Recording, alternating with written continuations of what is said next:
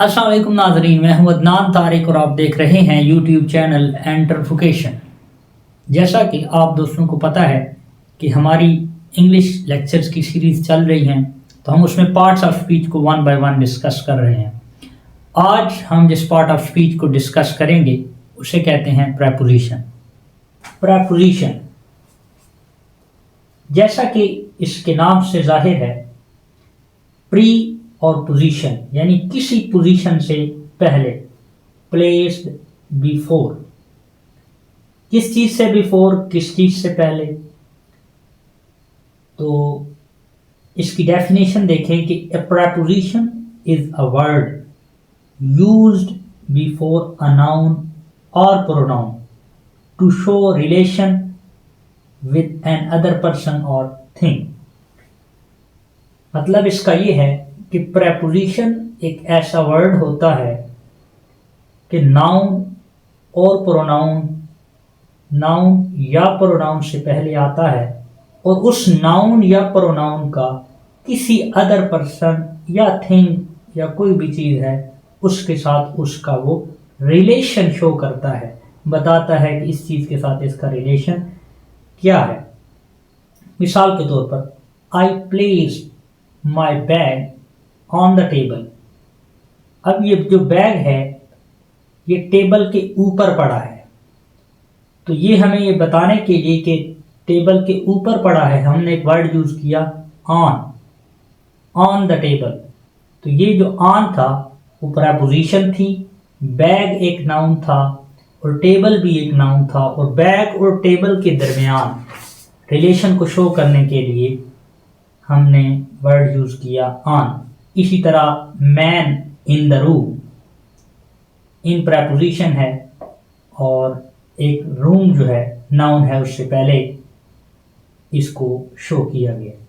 The leg of the chair, girls going to college, to college यानी college noun से पहले to preposition लगाई गई है कि गर्ल्स जो हैं वो कॉलेज की तरफ जा रही हैं। इसी तरह ही केम इन, वो अंदर आया।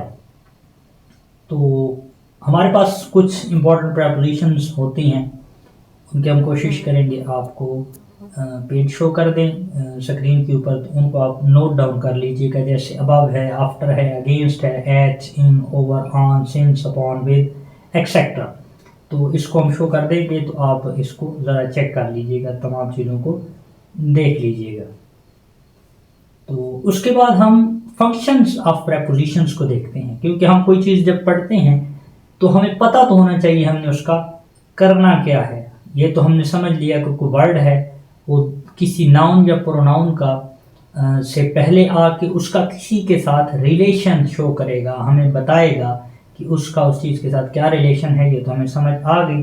अब इसका फंक्शन क्या है, ये काम किस किस जगह पे करेगा, तो कुछ टाइप्स हमारे पास हैं, कुछ फंक्शंस हैं प्रेपोजिशन के, वो हम आपके साथ सिंपली डिस्कस करते हैं।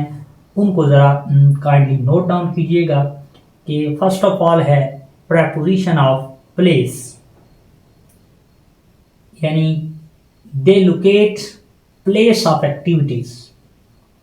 इसका काम होता है किसी चीज़ की प्लेस को शो करवाना। He stopped at the canteen, वो कैंटीन पे खड़ा हुआ, ठीक है, क्या खड़ा था। दे स्विम इन द पूल, ठीक है, इन द पूल, पूल के अंदर, कैंटीन पर, यानी एक चीज़ के हवाले से, एक प्लेस के हवाले से हमने उसकी पोजीशन बताई। ये भी याद रखिए, प्रेपोजिशन, पोजीशन को माइंड में रखना है, ठीक है। प्लेस ऑफ पोजीशन, अब पोजीशन हमारी क्या थी, प्लेस थी, तो इसको बोलते हैं preposition of place.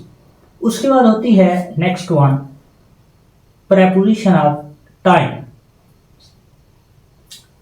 They indicate the time and duration of activities, किसी चीज का टाइम, किसी काम का, किसी फंक्शन का, ड्यूरेशन किसी एक्टिविटी का, ये दो चीजें आपको शो करवाएंगी।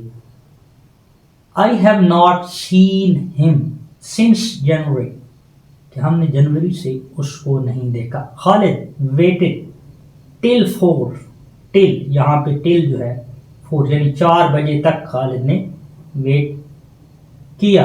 अच्छा, उसके बाद यहाँ पे आप देखें इन दोनों में उसने टाइम के हवाले से, एक में उसने जनवरी से कहा कि जनवरी से नहीं देखा, और दूसरे में कहा कि 4 यानी 4 बजे तक।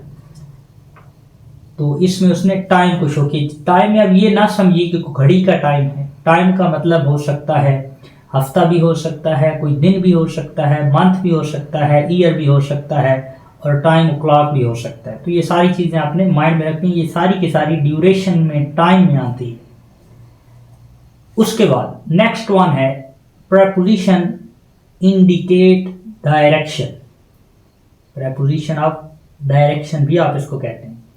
The girl rain out of the room, rain out of the room, कमरे से आउट, रेन के बाद आउट ऑफ द रूम, कमरे से बाहर को आना। ठीक है, यहाँ से डायरेक्शन हो रही है कि फलां डायरेक्शन से कोई चीज चल रही है। इसके बाद हमारे पास एक और टाइप है प्रेपोजिशन फॉर्मिंग फ्रेजल वर्ब्स। कुछ प्रेपोजिशन हैं वो वर्ब के साथ जब मिलती हैं तो फ्रेजल वर्ब्स बनाती हैं। कुछ वर्ब के साथ जब डिफरेंट प्रेपोजिशन मिलती हैं तो उनके मीनिंग डिफरेंट होते हैं, जैसे कम इन, कम आउट, कम ऑन, तो इन सब के मीनिंग डिफरेंट है। तो इनको बोलते हैं फ्रेजल वर्ब्स। प्रेपोजिशन के साथ जब वर्ब मिलता है तो फ्रेजल वर्ब्स बनते हैं। Huda is looking for her pen, looking for, ठीक है, यानी पेन तलाश कर रही है हुदा।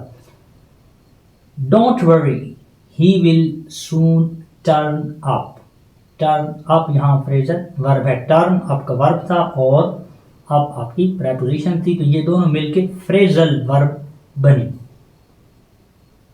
अच्छा, कुछ प्रेपोजिशंस जो होती हैं वो आपकी फिक्स्ड होती हैं कुछ वर्ड्स के साथ। नाउन हो सकते हैं, उसमें एडजेक्टिव्स हो सकते हैं या वर्ब्स हो सकते हैं, यानी फिक्स होती हैं, उनके साथ कोई और प्रेपोजिशन नहीं लग सकती।